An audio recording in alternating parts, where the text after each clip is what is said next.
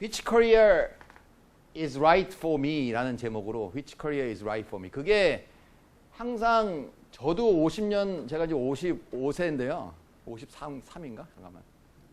54인데요. 54 만으로.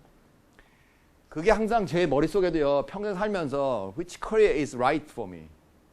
Is this career right for me?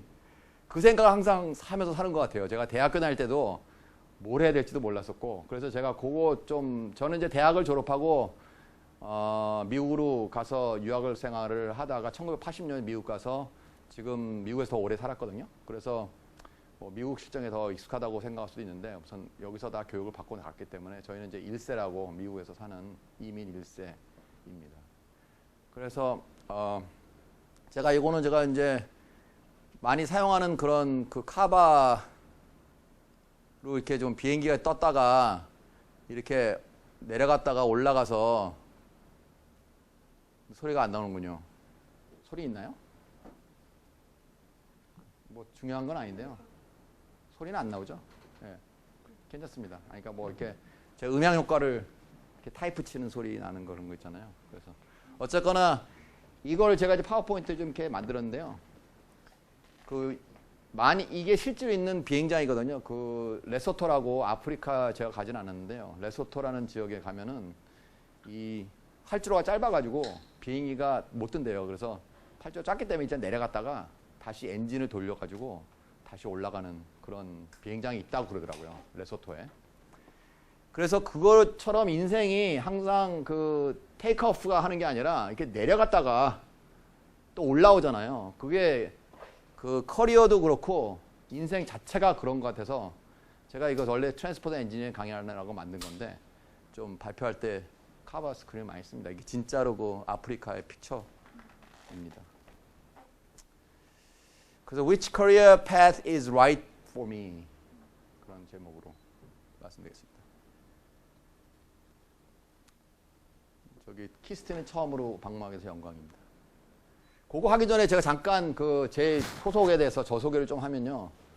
그 재미과학자협회라고 있는데 미국에 Korean American Scientists Engineers Association. 제가 40년이 됐습니다. 그래서 40대 회장으로 이번에 임기가 내일 7월 1일부터 6월 30일이라서 오늘 회장으로서 마지막으로 제가 세미나 같은 걸 하는 게 영광으로 생각하고 있습니다. 그래서 재미과학에 대한 잠깐 말씀을 드리면 제가 무겁지만 책을 갖고 왔거든요. 그 아까 책 어디 갔지?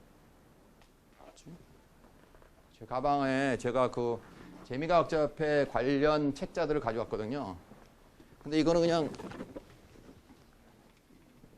이 강의 제가 그 저기 세미나 하면서 또 이렇게 지겨우신 분들도 있을까봐 이렇게 책을 좀 가져왔어요. 그러니까 이거를 보시면서 재미과학자협회에서 이런 그 발간을 하는 책자들이 있구나라고 봐주시기 바랍니다.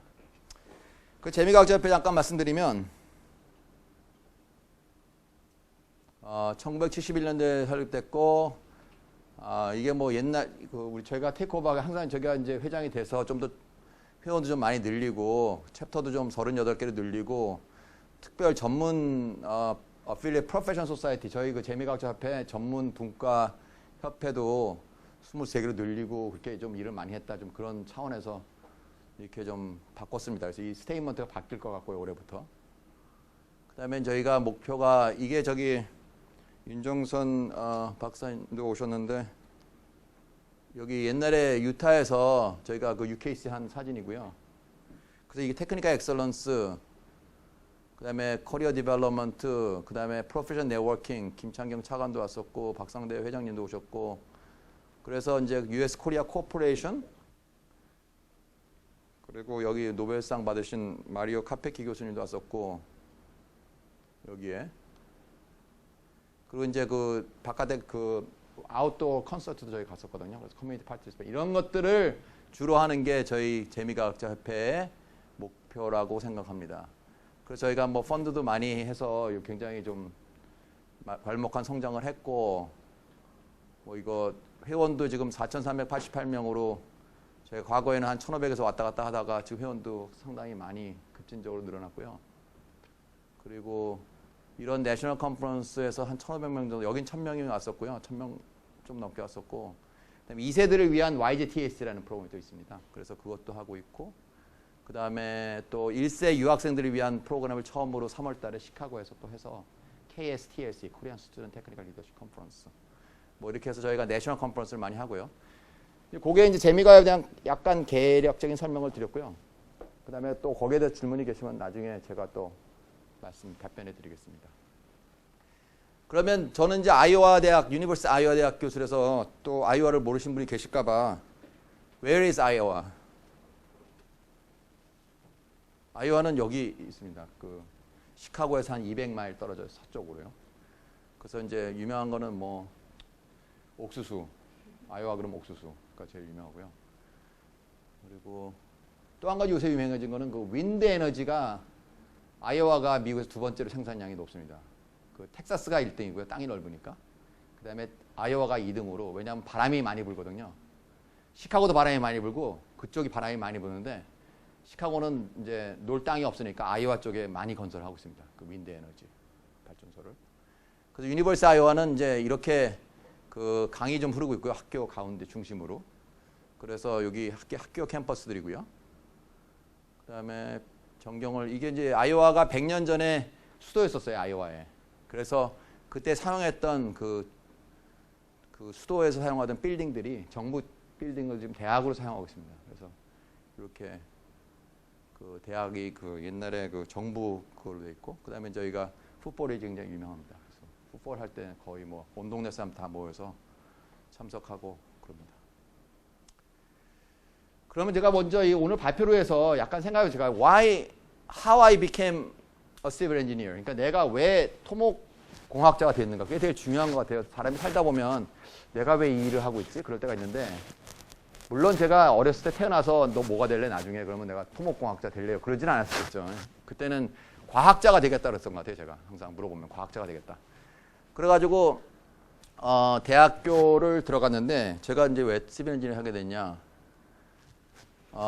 그때는 이제 제가 그 경기고등학교라는 게 있었어요. 지금도 있지만. 그래서 제가 그 시험 보고 들어간 마지막 세대인데, 제가 경기고등학교를 나와서 서울대학을 들어갔는데 그 이공계열 학생으로 들어갔어요. 이공계열. 그때는 그 계열별로 뽑아가지고 이짝 이공. 근데 이공계열 들어갔는데 1학년을 지나니까 약 3.0 살짝 넘더라고요, 점수가. 그러니까 이제 갈 수 있는 과가 성적순으로 잘랐어요. 그때는 2학년 때. 그래가지고 토목공학, 기계설계, 금속공학, 이게 별로 이제 학점이 나빠도 들어가는 과입니다. 이 리스팅이. 옛날에 1980년이죠. 그래서 요공학과라는 데도 있었고 수학과, 뭐 기상천문학과 그런 데 다 있었는데 제가 그냥 토목공학과를 선택한 게, 이제 그때 토목공학과가 약간 인기가 좋았어요. 왜냐면 중동 붐도 있고 뭐 그래가지고 다른 과보다는 점수가 좀 높더라고요. 그래서 조선공학보다 점수 높고 그래가지고 뭐 전자학과는 항상 높았었고요, 그때. 그래서 토목공학 가게 된 것 같는데, 그거는 이제 뭐 학점적인 이유고 다른 과도 갈 수 있었는데, 제가 토목과를 간 이유가 다시 생각해 보면 어떤 교수님이 지구의 표면을 바꿀 수 있는 그런 과라고 굉장히 거창하게 말씀하시더라고요. 그래서 제가 어렸을 때 그거 되게 좋은 건가 보다. 지구의 표면을 바꿀 수 있는. 그리고 또 공부하지 않고 돈을 많이 벌 수 있다고 친구들이 저한테 얘기해주고, 그때 중동에 가면은 뭐 시멘트 한 포대만 빼도 돈이 굉장히 많이 남다고. 그래서 이거 되게 부자가 될 수 있는 그런 과구나. 공부도 별로 많이 안 하고. 그래서 토목공학과를 간 것 같아요. 근데 그렇게 생각 없이 토목과를 갔는데, 지금 그때 20년, 그때 벌써 1980년도니까 지금이 80년대니까 지금 33년이 지났잖아요. 33년. 근데 아직도 토목공학을 하고 있는 거예요. 그러니까 참 이상한 게, 그때 그렇게 생각 없이 정한 게 평생을 좌지우지한다는 그 사실 자체가 좀 어떤 때는 좀 놀랐겠더라고요, 저도. 왜 토목과에서 딴 걸 바꿀 생각을 한 번도 안 해봤는지, 한번 일단 시작하면 그냥 한 우물을 파듯이 계속 그걸 하는 거예요. 그래서 이 커리어가 나한테 맞는 건지 그런 생각할 기회조차도 없었던 것 같아요. 그래서 계속 해왔는데, 그 다음에 대학을 졸업하고 나서는 취직이 됐는데, 뭐 대우 뭐 이런 데 건설인데 저희 취직이 다 됐는데, 그런 가서 건설 현장 가서 일하는 그런 그 지겨운 일들이 하기 싫어졌어요. 저희가 대학을 졸업하니까. 친구들 가서 뭐 거제도에 가서 무슨 뭐 짓고 그러는데, 거의 엔지니어로 일하고. 근데 그게 되게 하기 싫더라고요. 내가 왜 이거를 해야 되냐. 그래서 그러면 미국으로 가야 되겠다. 그냥 단순히 그냥 미국으로 가서 좀 새로운 세상을 살아봐야 되겠다. 그런 생각으로 갔어요. 박사를 받겠다는 생각은 없었고 그냥 미국에 가고 싶더라고요. 왜냐하면 나는 다른 사람하고 달라져야 되는 거예요. 그러니까 아 나도 똑같이 회사 들어가면 똑같은 사람이 돼버리잖아요. 뭐 그냥 뭐 삼성을 가건 어딜 가든 다 똑같은 사람이 돼버리잖아요. 그래서 아 나는 좀 달라야 되겠다 그래가지고 미국을 간 거예요. 솔직하게 말씀드리는 거예요. 지금 모든 거를 너무 그때 생각에. 그래서 미국에 가면은 좀 더 좋은 기회가 있을 것 같아서 갔는데 그다음에 이제 제가 왜 교수가 됐을까라는 생각도 했거든요. 그 교수를. 제가 원래 교수를 될 생각이 없었기 때문에 옛날에 교수가 되고 싶은 생각이 없었어요. 그 당시에 제가 교수님을 보면은 참 왜 교수를 하시지? 그리고 그때 다 가난했어요 교수님들이. 그래가지고 아 뭐 돈도 별로 없고 그리고 근데 나는 저런 교수 하지 말아야 되겠다 이런 생각을 했었어요 그때 그 당시에. 그 당시에는 교수님들이 그렇게 돈이 별로 없으셨어요 다. 집도 없으셨어요 교수님이. 그래서 제가 오히려 하여튼 좀 더 여유가 있을 정도로 그래서 하여튼 교수님들이 이렇게 좋아 보이지가 않았어요. 그래서 나 교수 되고 싶다 이런 생각을 한 적이 없었거든요. 그런데 유학을 이제 스탠퍼드 대학으로 갔는데요. 마스터를 받고 그다음에 회사에 취직을 하려고 그랬는데 잡을 못 구하겠더라고요. 그 석사 받고 외국 사람이니까 제 친구들 다 그 졸업을 해서 직장을 구했는데 저는 직장을 구할 수가 없었어요. 그래서 그러면 박사를 그 당시에 또 석사만 하고 돌아오면은 또 좀 쪽팔리기도 하고 뭐 좀 그런 게 있어가지고 그래도 갔는데 박사까지 하고 와야지 박사를 계속 하게 됐는데 그래서 이제 PhD를 하러 유니버스 텍사스 오스틴을 갔어요. 그때 왜냐면 어드미션을 스탠포드랑 텍사스 오스틴을 같이 받았는데 스탠포드 가고 나서 거기서 이제 석사 1년짜리 과정을 했어요. 논문도 안 쓰는. 그랬더니 수업을 좀 많이 듣고 그러다가 그 옛날 어드미션 받은 거를 또 1년 후에 가도 된다고 그러더라고요. 그래서 다시 어플라이 안 하고 그냥 글로 옮기니까 작년에 안 왔지만 요번에 받아주겠다 이런 식으로 하더라고요. 제가 안 간다는 얘기도 안 하고 그랬는데 그래서 그 텍사스 대학으로 그냥 갔고요. 한국 가기 싫어서 사실 텍사스 대학으로 간 거고. 근데 졸업을 하고 그 다음에 교수잡을 구할 수가 없었어요. 왜 그런지. 그래서 교수잡을 못 구해서 일단 그 한국 회사에서 잡 오퍼를 좀 받고 그 당시에 좀 좋은 자리 많이 받았거든요. 저희 박사를 받으면. 그리고 미국에서도 받았는데 하여튼 그때 미국 회사로 보스턴 회사로 가게 됐습니다. 그래서 그때 그 상황을 좀 백그라운드 말씀드리고 전반적으로 좀 자세히 또 설명 나옵니다. 그 다음에 이제 계속 교수잡을 찾다가 하나 찾았는데 그러면서 계속 더 좋은 대학으로 가야 되겠다는 생각을 해서 그냥 여기저기 좀 대학을 좀 많이 다녔습니다. 그래서 그 말씀 좀 말해드리고 그래서 이제 제가 요거 아까 나왔던 건데 그래서 미국을 왔는데 제가 태어나기는 1985년 1958 근데 이제 제가 2월생이라서 친구들은 57년생인데 제가 2월 24일이라서 되게 어렸습니다. 그래서 클래스에서 2월 말이 컷오프고 마치 1스트가 스타링 이거 한국은 아시겠지만 그래서 지금 그때 태어나서 지금 이 22살에 스탠포드 대학에 가서 일하다가 그때 갔더니 학교가 되게 멋있더라고요. 스탠포드 대학이 진짜 아름답고 진짜 놀 데도 많고 거기 스키장도 좋은 데 많고 헤블리 밸리 뭐 이런 데 가서 스키도 타고 뭐 그랬어요. 그러니까 공부 열심히 안 했겠죠. 그 분위기가 공부할 분위기가 아니더라고요. 여기는요. 22살에 미국 갔으니까 얼마나 좋겠어요.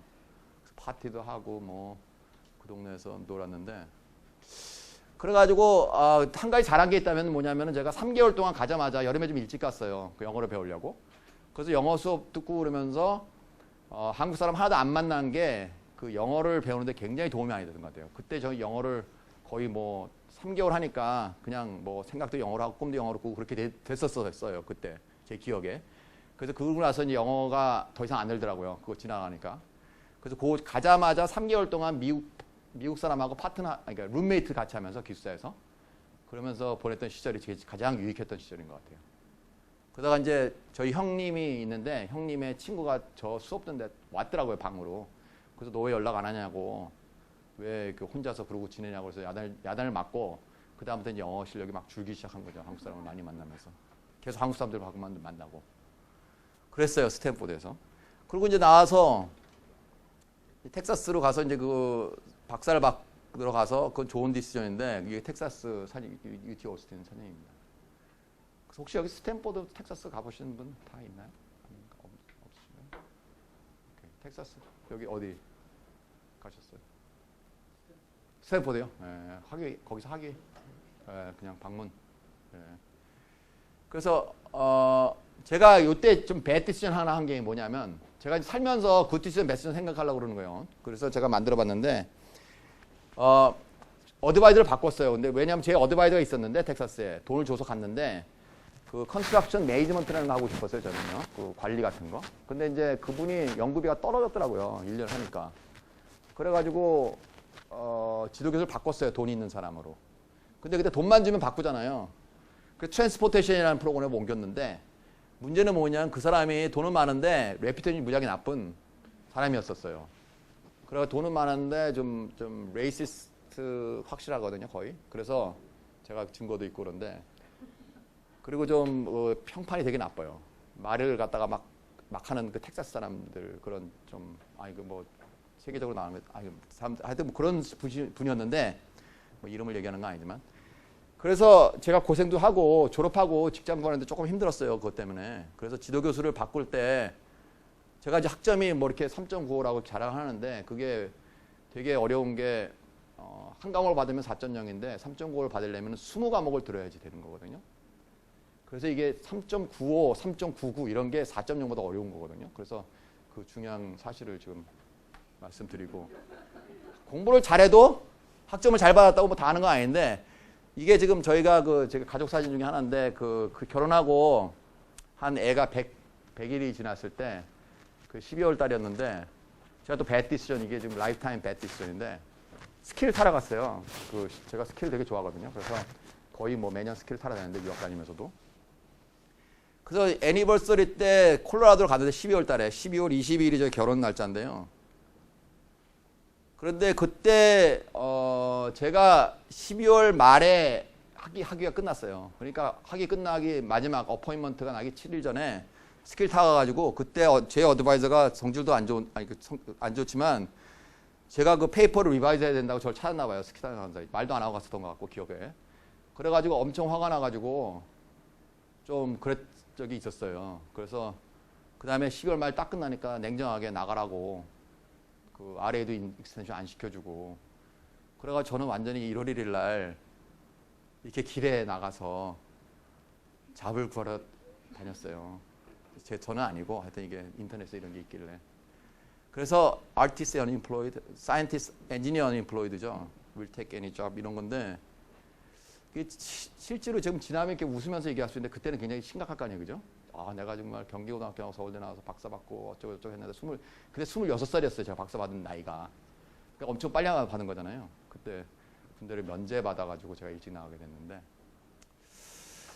그래서 스키 여행 갔다 오고 9일 만에 제가 80년 1월 1일 날 실업자가 됐습니다. 그래서 그때는 애도 있고 그런데 저희 와이프는 결혼한 지 1년밖에 안 되는데 얼마나 실망이 컸겠어요. 되게 장래가 아주 촉망되는 사람과 결혼했다고 생각했었는데 오면서 지금 셀리나랑 그런 얘기 많이 하면서 왔는데 그래서 게다가 왜 못 받았냐 그랬더니 제 어드바이저가 그때 화가 엄청 나가지고 제 논문을 갖다가 B로 줬어요. 근데 9학점이었는데 점수가 GPA도 막 내려가고 이거 하면 그래서 제가 아직까지 그 B를 받은 사람을 본 적이 없거든요. 그 졸업 논문에 미국에서도. 그래서 제가 유일한 사람인 것 같아요. 그래서 이거 너무 얘기하고 다니면은 제 커리어에 안 좋은데 근데 뭐 지금 뭐 커리어 뭐 이제 거의 얼마 안 남았으니까 은퇴할 나이가 다 되고 55세니까 제가 54세.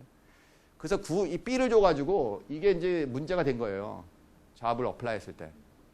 그리고 또 한 가지 제가 이제 이거를 갖다가 몰랐어요. 저는. 그러니까 제가 경험을 말씀드리면 저는 제가 B를 받은 걸 몰랐어요. 그래서 트랜스크립트를 바로 보내거든요. 대학으로 어플라이 하는데. 그런데 연락이 아무도 안 오는 거예요. 그래서 왜 연락이 안 오나 하는데 그 중에 이제 이게 하나의 이유가 될 수 있는데 한 사람이 전화가 왔어요. 미시간 대학 교수가 전화 오더니 너 왜 박사학위가 B냐라고 물어보더라고요. 나한테. 그래서 really?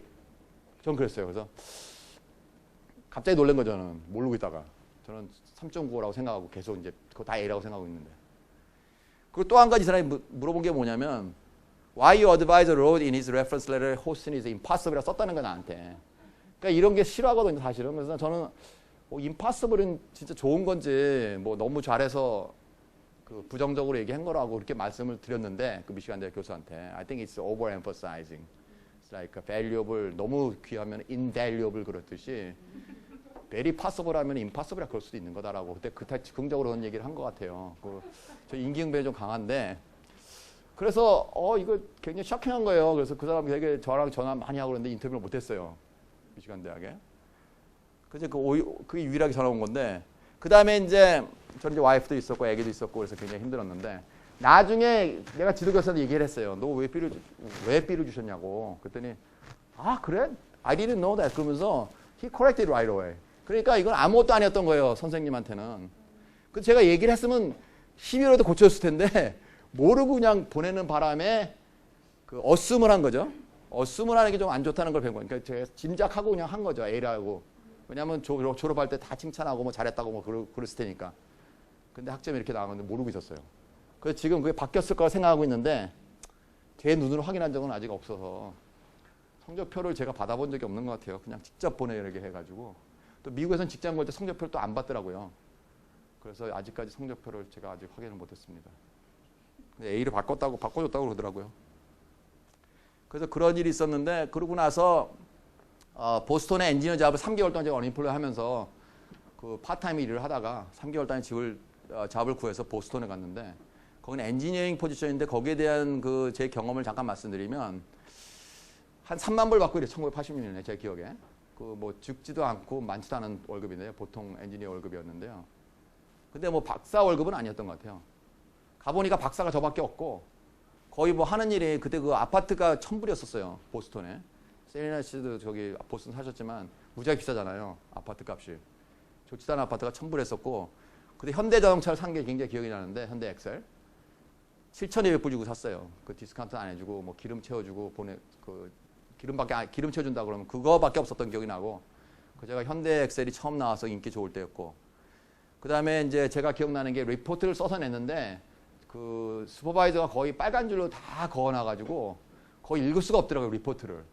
그 굉장히 디스커리지 됐어요. 영어 라이팅이 내가 이렇게 못하는구나. 논문도 썼는데. 그랬었고 그 다음에 저는 PhD 한 명밖에 없었는데 PhD 할 일이 없더라고요. 엔지니어링 잡에. 그래서 오버 퀄리파이가 됐군 내가. 그래가지고 좀 딴 데를 갈 때를 좀 생각해가지고 바로 학교를 옮겼는데요. 영스타운 스테이트 유니버시티라고 좀 작은 학교가 있어요. 마스터 디그리만 있고 박사가 없는 오하이오에 있는 학교인데 뭐 그때 뭐 아무 대학이나 가는 거죠. 뭐 아무것도 없으니까. 그러다가 그 엔지니어 회사에 계속 있을 수는 없고. 그래서 옮겼는데 이제 그것이 어떻게 보면 뭐 배드 디시전, 뭐 굿 디시전, 배드 디시전 그건 뭐 초이스가 없는 거였는데 그렇게 시작하다 보니까 계속 좀 더 좋은 대학으로 갈 때가 많아지더라고요. 어딜 가도 더 좋은 대학인 것 같고 그래서 계속 옮겨 다니기 시작했습니다. 그래서 한 가지 제가 잘한 거는 그때 다른 스테이트 유니버시티에서 돈도 많이 준다고 그랬는데 한 10,000불이나 적은 데로 옮겼다는 점. 그 워싱턴 스테이트 유니버시티가 그 학교 네임 밸류도 있고 그래가지고 돈을 따라가지 않고 조금 약간 레퓨테이션을 따라간 그런 처사가 된 살기도 좀 힘든 데였어요. 거기는 보스턴 근처에 좀 괜찮은 학교였었는데 그래서 좀 그때 그거를 해서 연구를 좀 할 수 있는 기회가 생겼고요. 근데 이제 그러면서 연구를 계속 해 나가면서 이제 여기저 유타 대학이 있었고 아이오와 대학이 있었고 뉴질랜드에도 비지팅 좀 갔었고 아일랜드에서 강의도 좀 했었고 덴마크 그다음에 코리아 등등해서 많이 다녔어요. 근데 사실은 이렇게 연구를 하면서 오피스에 있는 게 제일 중요하지 이렇게 돌아다니면 연구를 잘 못 하거든요. 근데 이제 저의 그 커리어의 목적은 좀 인조이 커리어 하는 게 중요하기 때문에 좀 제가 좀 그랬습니다. 그래서 그다음에 굿디션은 그다음에 한국하고 일을 같이 하기 시작했는데 10월 1999년부터 한국하고 과제를 좀 하기 시작해요. 건설기술연구소하고. 그래서 그게 도움이 많이 됐고요. 그래서 이제 제가 라이프가 이제 좀 왔다 갔다 한 그런 모습입니다. 그래서 제가 이제 그 연구한 것 중에 그 소프트웨어 개발한 게 있는데요. 이렇게 도로 표면을 찍어가지고 이미지 프로세싱해서 어널리시스 해가지고 어디를 리페어하고 그런 소프트웨어를 제가 개발 하나 했어요. 하다 보니 그래서 라이선스 주고 그 다음에 이거를 갖다가 SDS, 삼성 SDS 아메리카에서 또 해가지고 제가 디렉터로도 일을 하고 그랬거든요. 근데 쉽지가 않더라고요. 이거 소프트웨어 파는 일이. 그래서 회사도 솔덱스를 차리고 직원 한 5명 고용하고 그래서 저기 오피스를 운영한 적이 있고요. 그래서 저도 이제 또 현대자동차 또 하나 더 사가지고 산타페 차서 또 이렇게 간단하게 뭐 카메라 설치하고 제가 좀 싸게 장비 하나 만들어 본 적도 있고요. 달리면 저절로 사진 찍게 하고 그런 역할을 하는. 그 다음에 소프트웨어를 갖다가 여러 나라에 좀 팔아본 경험이 있어요. 멕시코, 칠레. 주로 친구들을 칼리그들한테 파는 건데요. 그 회사들 하는 친구들한테. 그래서 제가 좀 비즈니스를 좀 해본 경험이 있고. 그 다음에 최근에는 그 한국에 있는 건설기술연구소와 금호석유화학과 같이 중원 아스팔트라고 아스팔트 생산 온도를 낮추는 그런 제품을 개발해서 지금 여러 나라에 팔고 있고, 그다음에 제가 이제 미국 쪽은 공사하는 것도 많이 도와주고 아이오와 시리에서 처음으로 이런 건설 공사를 했어요. 근데 장점은 그 에너지가 덜 들고, 그다음에 이제 아스팔트에 나오는 퓨움이 없으니까 몸 건강에도 좋고, 그다음에 또 이게 온도가 낮기 때문에 바로 버스가 다닐 수가 있어요. 공사 끝나자마자. 그래서 이 식을 때까지 기다릴 필요도 없고 여러 가지 장점들이 많아요. 그래서 그거를 지금 같이 연구도 하고 실험도 하고 그리고 이제 공사도 좀 참여하고 그러고 있습니다. 그리고 이제 그 중에 한 가지 제가 제 커리어 잠깐 말씀드리면은 좀 이렇게 남이 안 가본 데를 가고 싶더라고요. 그래서 지금 여기 갔었는데 사진 찍었는데 여기 혹시 어딘지 아시는 분? 퀴즈인데요. 어디서 이 사진을 찍었는지.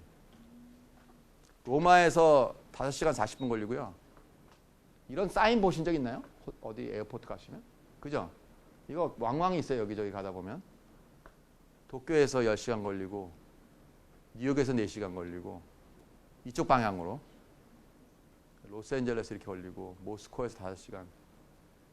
혹시 어딘지 약간 좀 네? 어디일까요? 코펜하겐에서 4시간 15분 걸리고요. 네? 알래스카? 알래스카도 좀 비슷하긴 한데요. 알래스카 코펜하겐에서 굉장히 멀걸요. 알래스카 방향은 방향인데 그 거의 방향은 비슷해요. 알래스카 북쪽인데요. 그린랜드. 그린랜드가. 그린랜드 가보셨어요? 네, 그린랜드. 그린랜드에 찍은 거예요. 이게 그린랜드. 요걸 보시면 그린랜드 비행기가 다 빨개요. 이렇게. 그린랜드 찍었는데 그린랜드가 어디냐면 저기 북극에 여기 북극이잖아요. 그래서 그린랜드를 제가 그 일을 만들어서 갔었습니다. 갈 일이 없어가지고 거기 도로를 좀 놔줬으면 좋겠다 그린랜드에. 왜냐하면 그 폴리머 섞는 아스팔트가 있는데 그거를 갖다 금호에서 개발을 또 해요. 그래서 그 추운 지방에서 테스트를 해보자 도로를. 그래서 그거를 갖다가 펀드를 받아가지고 그린랜드 가서 그린랜드가 이렇게 생겼는데 이게 굉장히 크죠. 한국의 한 10배, 20배 크지 않을까 생각하는데요. 굉장히 큰 지역인데 여기에 이 칸가루스와 그런 에어포트 근처에 시시미엣 여기서 비행기 타고 또 더 가는 아주 이상한 동네 가서 이런 큰 비행기가 들어갑니다. 여기 에어 그린랜드라고. 그래서 지나가서 좀 이런 거 딴 가본 사람이 별로 없어가지고 제가 좀 자주 사용합니다. 이 경험을. 그 갈 수 있는 데가 코펜하겐에서밖에 못 가요. 그린랜드는. 비행기가 코펜하겐을 통해서밖에 못 가고 딴 데서 떠는 비행기가 없고 그냥 그린랜드 그 덴마크의 영토잖아요. 그린랜드가. 그래서 그린랜드가 나라가 아니고 덴마크 소속입니다. 그래서 가다가 또 들려서 제가 또 아이슬란드도 갔었는데 여기 아이슬란드예요. 여기가. 그래서 아이슬란드 가서도 또 좀 구경도 좀 하고 그랬습니다. 아이슬란드. 그래서 여기 가서 이렇게 가시면 이렇게 이 95%가 아이스입니다. 아이스캡. 엣지만 빼놓고 아까 그 맵에서 보듯이. 이금 여기가 가운데 제일 긴 데는 한 2,000m 정도 된다거든요. 2,000m. 그래서 상당히 깊어요. 아이스캡이. 그러니까 아이스버그는 물 위에 있는 걸 아이스버그라고 그런 것 같고 땅 위에 있는 건 아이스캡. 그렇게 부릅니다. 그래서 거기서 덴마크 대학 학생들하고 캠핑도 여기서 좀 하고 되게 추워요. 여기 옆에 있으면 냉장고 문 열어놓은 것 같은 느낌이 드는 데인데 막 온몸이 진짜 습도도 높고 그래가지고 굉장히 춥습니다. 밤에. 낮에는 좀 여름에는 좀 따뜻하고요. 그래서 좀 경험을 좀 많이 해보는 게 좋다. 덴마크 학생들하고 캠핑도 해보고. 그 다음에 이제 이런 아이스가 이제 계속 녹아서 깨지는데 처음에 여기 가서 아이스에 맞아서 죽을 뻔도 하고 왜냐하면 가지 말라 그랬는데 그걸 갖다 덴마크 말로만 방송을 하는 거예요. 그러니까 저는 모르잖아요. 그래서 혼자 가서 열심히 놀다 왔더니 막 사람들이 이거 아이스 내가 들고 오고 그랬거든요. 가서. 그랬더니 그러면 안 된다고 야단 맞고 그다음에 이게 그 그린랜드 가면 이렇게 강물이 좀 이렇게 좀 회색처럼 흐릅니다. 그다음에 이제 그 아이슬란드 여기 과제를 하기 위해서는 한국에서 중요한 게 뭐냐면 이 편준범 과장인데요. 아직도 지금 저랑 같이 연구를 하는데 금호 석유화학에 이걸 들고 왔어요. 아이슬란드까지. 아니까 저기 그린란드까지. 저는 이제 그린란드에서 기다리고 있었고 그래서 캠핑을 하면서 그래서 그린란드에 와서 이거를 줘야 되는데 중요한 게 뭐냐면 코리아에서 중요한 게 have a friend who could follow you to Greenland with polymer asphalt. 그러니까 자기를 따라서 그린란드까지 올 만한 친구가 있어야 되잖아요. 그 사람 알아야 되고 물론. 그러니까 그런 게 커리어에 되게 중요하다고 생각해요. 사람을 많이 아는 게 친구가. 친구 관계를 디벨롭 해야 되잖아요. 그럼 갖고 와요. 그냥 이거를. 그리고 또 한 사람이 또 왔어요. 따라서 왔는데 이 사람은 또 돈을 가지고 또 따라와야 돼요. 왜냐하면 그거 돈이 들잖아요. 가면은. 거기서 공사도 해야 되고. 그러니까 또 그 돈을 갖고 올 수 있는 그런 친구가 또 필요하고요. 커리어에서. 그래서 지금 이분은 지금 부장님이신데요. 아직도 같이 연구를 하고 있습니다. 근데 이 동네가 좀 가난하죠. 암만 해도. 근데 물가는 무지 비쌉니다. 섬이라서. 덴마크가 더 비싸고 덴마크가 제일 미국 지구에서 비싼 데 중에 하나인데 거기 더 비쌉니다. 그래서 이제 이런 말들이 좀 이상하게 읽기 어려운 시스무이스라는 동네에 왔는데 길 이름이에요 이게. 그래서 거의 뭐 길 이름을 찾기가 되게 힘든 게 발음을 할 수가 없어가지고 그래서 좀 헤맸습니다. 좀 단어들이 어렵더라고요. 그래서 저도 가서 열심히 일하는 모습. 근데 이제 이런 일도 해보고 나이가 들어서 좀 너무 힘들겠다 그러고 대학원생들인데 거의 뭐 도와주지도 않더라고요. 그래가지고 뭐 줄만 계속 풀었다가 감았다가 그러고 있고 이게 밑에 스트레인 달고선 좀 묻어야 되거든요. 망가질까봐. 그래서 열심히 일하는 모습. 그다음에 그 동네 신문에도 좀 나서 6,000명 살거든요. 그래서 그 동네 그 사람들 사진입니다. 이게 꼭 저기 뭐야 에스키모처럼 이누엣이라고 그러는데 여기는요. 동양 사람들과 생겨서 사요. 그 다음에 거기 내셔널 뉴스페이퍼 좀 났었고 6만 명. 그러면 how to find the right career, career path 뒤집어졌네요. Right career path for me. 그래서 제가 지금 말씀드린 거는 the real question is are you right for the career you want? 그러니까 어떤 커리어가 나한테 좋은 게 중요한 것이 아니라 내가 그 커리어를 원하는데 내가 적합하냐. 경쟁이죠 결국은. 자기가 원한다고 다 그게 되는 건 아니잖아요. 그러니까 are you right for the career you want? 그래서 제가 그 리스팅을 좀 만들어 봤는데요. 제가 그 미국에서 그 재미 한인 그 젊은 애들한테 많이 가끔 보여주는 그런 내용인데요. 물론 그 graduate with the highest GPA possible 이게 되게 중요하다고 생각합니다. GPA가 높아야지 학점이 중요한데 학점이 뭐 졸업했으면 이제 끝났으면 할 수 없는 거고. 그 두 번째는 continue to build technical expertise in your field가 중요한 거. 계속 technical expertise를 빌드해야 되고요. 저희가 제 아들이 한 27살 된 아들이 하나 있는데 그 친구도 보면은 저랑 이런 얘기 많이 하거든요. 커리어. 그러면 처음에 뭐 폭스바겐 회사 갔는데 너무 배우는 게 없어 나왔다. 그렇게 얘기를 하더라고요. 진짜로요. 그래서 여러분도 사실은 회사가 배우는 게 없으면 나가는 게 맞는 것 같아요. 근데 이제 나가면 어디 가냐가 문제인데 한국 사회의 경우는 나오면 가게 데가 별로 없잖아요. 이게 시스템이 그 직장에 이동이 쉽지가 않은데 미국 같은 경우는 이동도 쉽지만 이동이 쉽기 위해서는요. 해고도 쉬워야 돼요. 근데 이게 둘 다 안 되더라고요. 그러니까 안정적인 직장을 원하면 이동이 안 돼요. 아무도 안 움직이기 때문에. 그러니까 대학 교수들이 이동을 잘 못하는 이유가 뭐냐면 저희는 테뉴어 시스템이 있잖아요. 테뉴어 있다는 거는 못 자른다는 거니까 아무도 안 떠나잖아요. 그러니까 새로운 직장이 안 나타나는 거예요. 사람이 리타이어거나 뭐 죽거나 그럴 때까지 기다려야 되거든요. 그러니까 사실은 미국이라는 사회가 굉장히 그 해고가 되게 쉬워요. 저희 와이프도 컴퓨터 사이언스 해가지고 회사에서 한 20년 다녔는데 한 5번 정도 잘린 것 같아요. 5번 정도. 거기서 한 달, 2달 뭐 한 번 울고 잘리면 이제 충격이 오잖아요. 뭐 회의한다고 불러오라 그러는데 가보니까 자기 혼자래요. 그 이제 보스가 딱 앉아있고 다 같이 회의하는 데가 갔는데 아무도 없고 자기만 들어온 거예요. 그러니까 그럼 이상하잖아요. 그럼 이제 당신 잘렸다고 얘기를 하는 거예요. 그러면 바로 나가요. 그 순간에 시큐리티 가드가 와가지고 오피스까지 따라와가지고 짐을 다 챙기는 걸 지키는 거죠. 왜냐하면 비밀이 새면 안 되니까. 지금 우리나라도 그렇게 많이 할 거예요. 잘릴 경우에. 돈은 주더라도 한 달치도 못 준다든가 그래도. 많이 주지도 않아요, 미국은. 그리고 어떤 때 그 월드 퍼펙이라고 저희 그 유타에 살아서 아는데 그 회사가 망할 때도 월드 퍼펙이 그 카나다다 옮겼거든요. 월드 퍼펙. 월드한테 마이크로소프트 워드 져가지고. 옛날에 월드 퍼펙이라는 거 많이 썼어요. 호텔로 모든 직원을 불러가지고는 거기서 당신 다 잘렸다. 그리고 한 사람씩 방에 들어가서 짐 빼고 카나다 갈 사람은 카나다로 그냥 보내주겠다. 그런 거 카나다 옵션이 있었어요. 그래서 그런 식으로 굉장히 심하게 합니다. 미국 회사에서. 그 충격돼가지고 어떤 때는 총격전도 많이 나잖아요. 그 잘린 사람이 가서 봐서 보수 주기고 그런 일도 왕왕 생겨요. 한국에서. 미국에서는.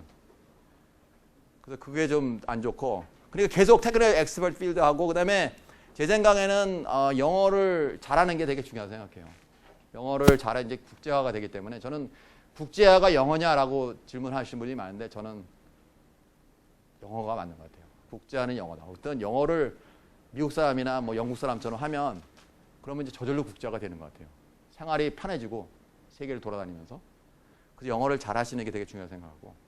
이제 미국에서는 제가 speak and write in Korean like English 이렇게 합니다. 걔들 영어를 잘하니까. 2세들. 그 다음에 이제 좋은 관계를 유지하는 게 중요한데 일을 하면서 특히 슈퍼바이저한테 좋은 관계. 그러니까 자기 보스랑 좋은 관계 유지하는 게 되게 중요한 거예요. 미국 사람들이 그걸 잘해요. 절대로 보스가 하라는 거를 이렇게 대들거나 그러지 않더라고요. 제가 살아보니까 이 marching order라고 말을 많이 써요. marching order. 그러니까 marching order를 내리면 그러니까 걸어가는 그 하나 둘 하는 게 marching order잖아요. marching order를 내리면은 따라서 하는 거예요. 군대처럼. 그러니까 그게 당연해. why 그것도 없고 그냥 하는 거예요. 그런 애들이 대부분. 근데 저도 그런 걸 잘 못했는데 제가 개인적으로 약간 좀 그 반항 기질이 있어가지고 옛날부터 좀 아까 그 저기 여러 가지 고생도 많이 했지만 아직도 좀 그러고 있거든요. 그 성격이 고치기가 되게 어렵더라고요. 그래서 그것이 좋은 건 항상 좋은 것 같진 않아요. 그러니까 뭐 실력이 무지하게 좋아가지고 내가 반항을 해도 아무도 나를 손을 못 대면 되는데 내가 실력이 별로 없는데도 반항을 하면 잘리는 거죠.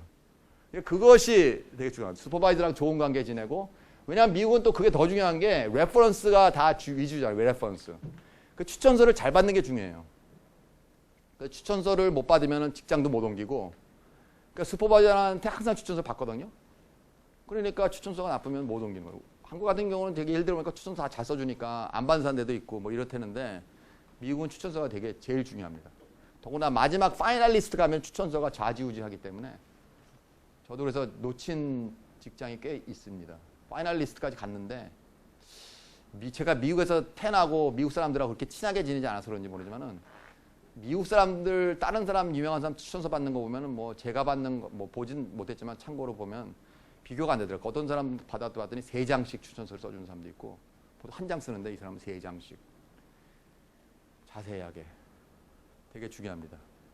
그 다음에 제 생각에는 모든 사람한테 감사하고 뭐 이런 건 좀 당연한 얘기긴 한데 어떤 때 우리가 가지고 있는 것에 대해서 감사하는 마음을 가지고 있으면 좀 더 열심히 잘할 수 있고 또 칭찬받을 수 있는 그런 일들을 많이 하게 되고 그 다음에 우리가 일을 하다 보면 딴 사람 말을 듣고 그 다음에 모든 사람을 위해서 라이팅을 한다고 생각하고 저는 살고 있어요. 옳은 일을 하겠다고 모든 사람들에게. 그 다음에 이게 제일 중요한 건데 제가 유다의 아이다이라고 써놓은 건데요. 한국말로 하면 더 편하잖아요. 너 죽고 나 죽고 너는 거기서 너 살고 나 살고로 많이 바뀌고 있는데 사실 이게 되게 안 좋은 에디튜드인 것 같아요.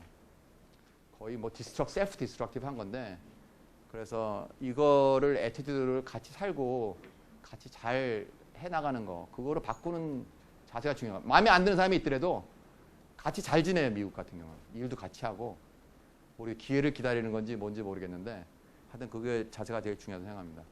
그 다음에 difficult path를 찾는 게 되게 중요하다고 생각하고 피지컬 노동이 아니라 정신적으로 좀 difficult한 path를 찾는 게 중요하고 저도 지금 54세인데 제가 은퇴를 여기는 좀 많이 하잖아요. 55세가 되면. 근데 저는 아직 은퇴할 생각 안 하고 있거든요. 왜냐하면 아무도 안 하니까 미국은.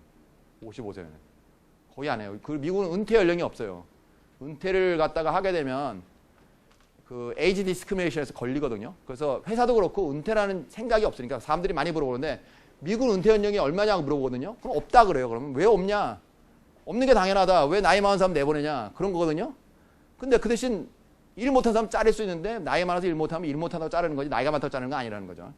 그러니까 그런 개념으로 임플로먼트가 개런티가 안 돼 있는 대신에 그 대신 나이로 자르는 건 없어요.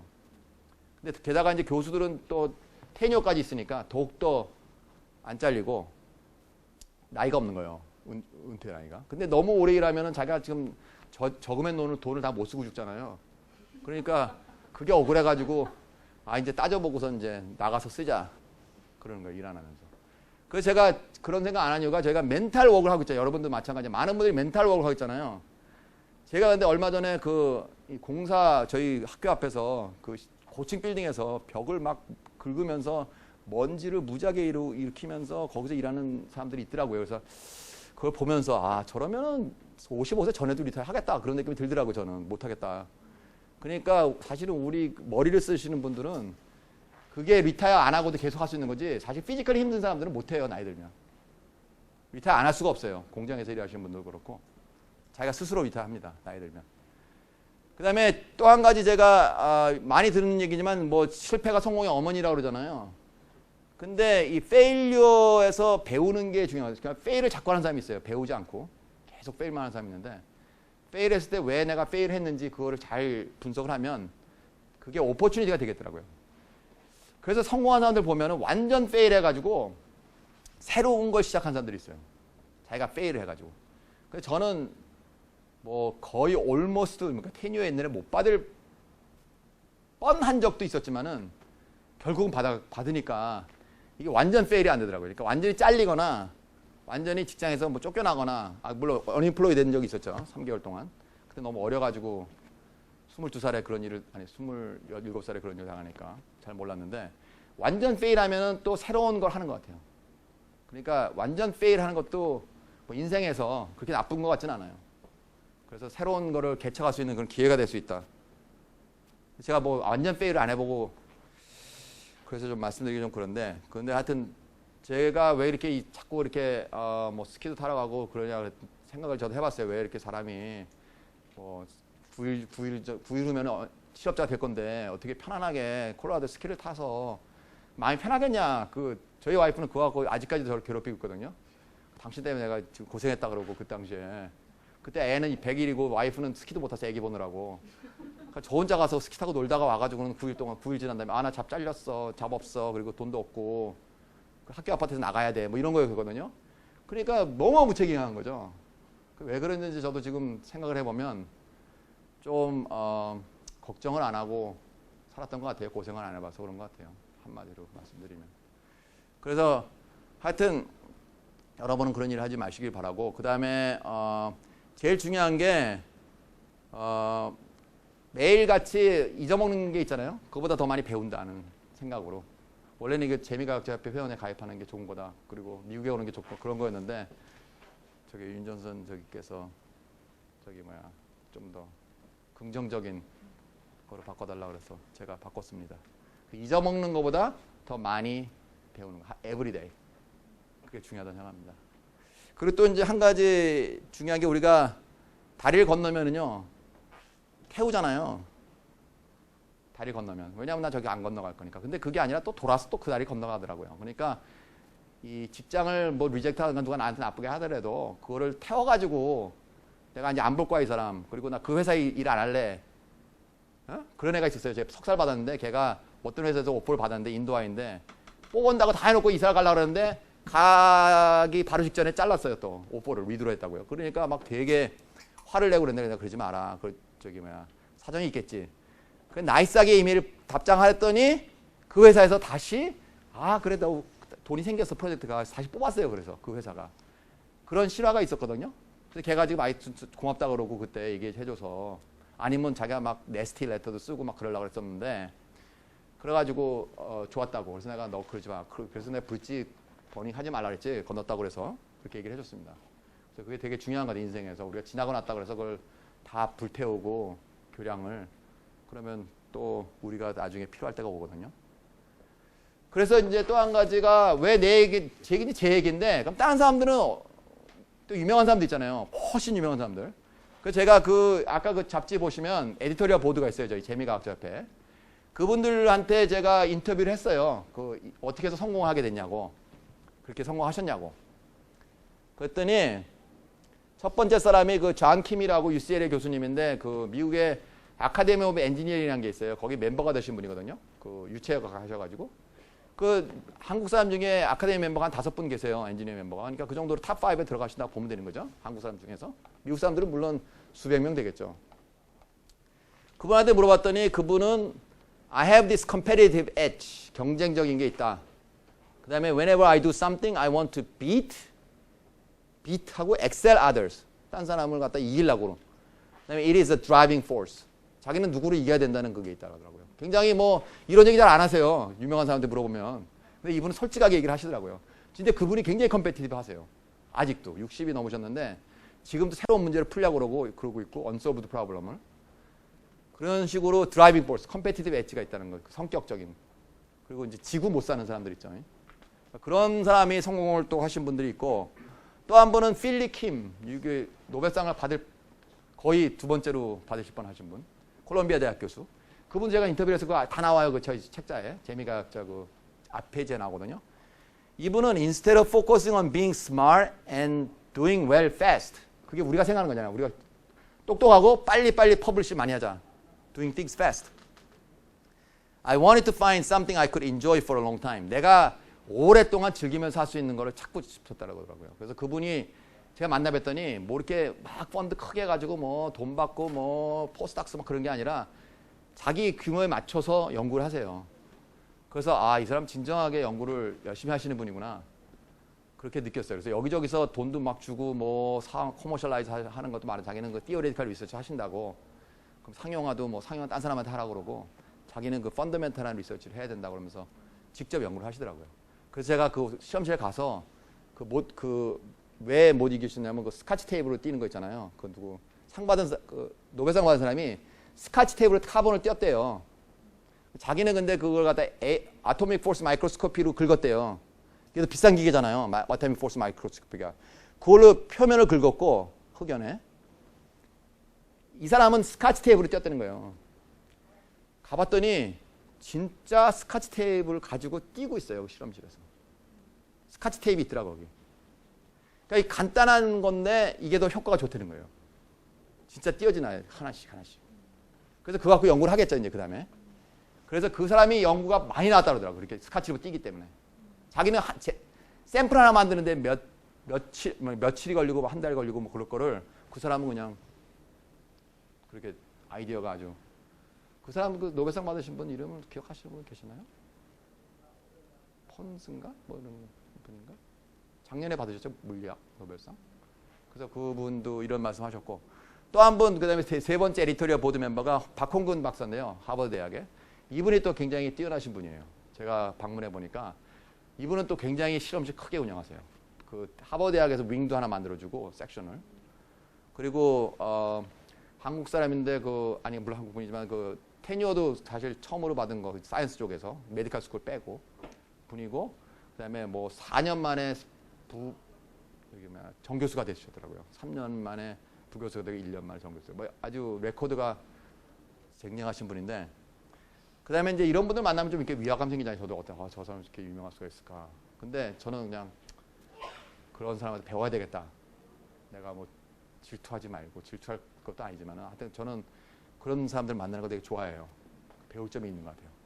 그래서 이분이 한 말은 뭐냐? I was excited about the project with a true enthusiasm. 이 사람의 enthusiasm이 되게 중요한데 My success was due to people with whom I work with. 이분은 같이 일하는 사람들을 굉장히 중요하다고 하더라고요. postdoc, students, mentors 그런 분들이 자기가 성공하는 데 가장 도움을 많이 줬다고 그러시더라고요. 물론 그거 되게 중요한 일이에요. 자기 지도교수, 학생, postdoc 이런 분들하고 같이 일하시는 분들하고. 근데 이제 첫째 프로젝트에 enthusiasm이 있어야 되고 그다음에 이제 그런 사람들이 많이 있어야 된다. 그다음에 이제 마지막으로 제가 루클리 교수님이라고 버클리 대학에 전부 다 이분들이 40대 초반이거나 중반, 이분도 40대고 아주 장래가 아주 되게 좋아요. 미국에 계신 한국 과학자들이 좋으신 분들이 무지하게 많아요. 참 놀랍더라고요. 제 나이 때는 그때 한국이 막 커져가지고 다 들어왔거든요, 한국으로. 그래서 별로 없어요. 제 나이 때 50대는 많잖아요. 그래서 제가 하여튼 그런 세대인데 루클리께서 말씀하신 거는 embrace people and share your ideas. 이분은 또 아이디어를 쉐어라고 하더라고요. Even if you lose at the beginning, at the end, you will win. 끝에는 이기다. 처음에 좀 잃더라도. If you believe you are creative, you will create another idea. The later ideas are better than anyway. Better anyway. 아주 진짜 이게 말을 들어보면 지금 크리에이티브 하니까 그냥 가르쳐주고 난 가서 또 하나 만들면 되잖아요.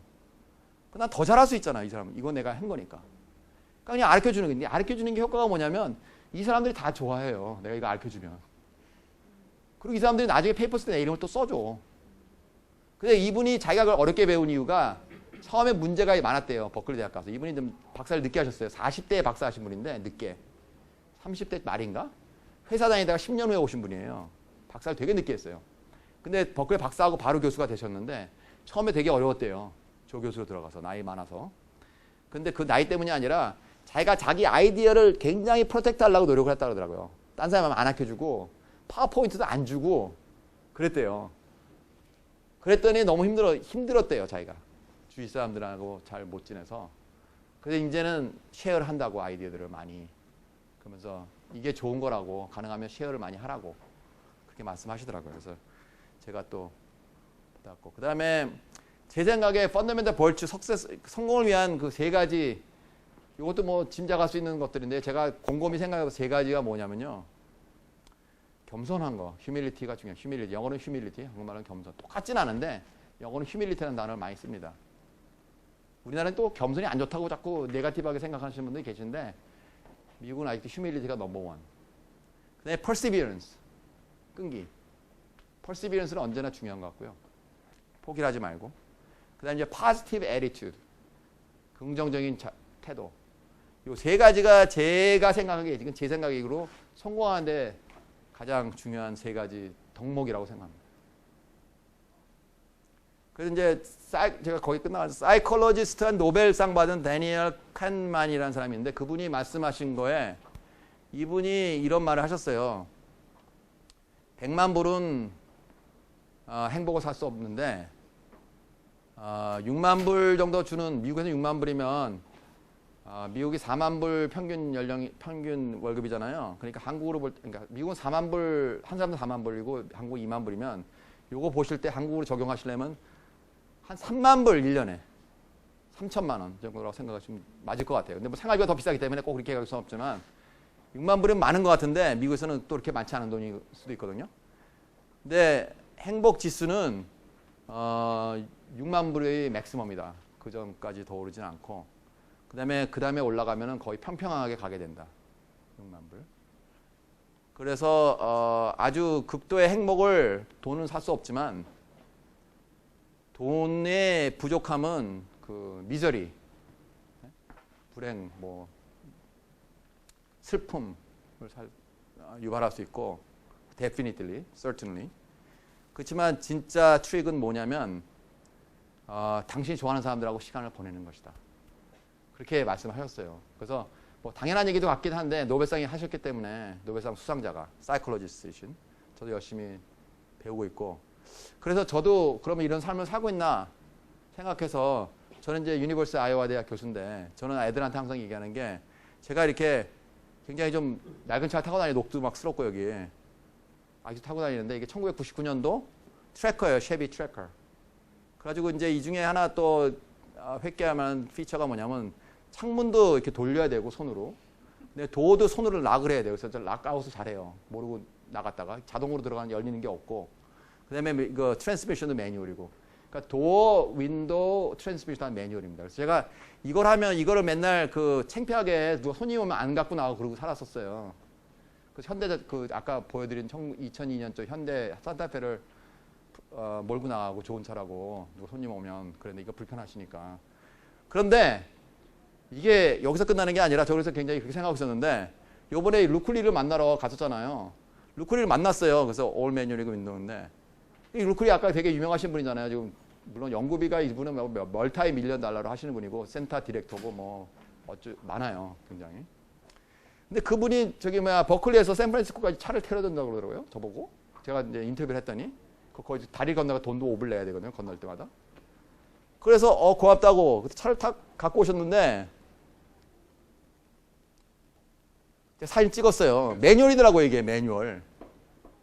그리고 윈도우도 매뉴얼이고 또 도어도 다 락도 매뉴얼이에요. 이게 차가 또.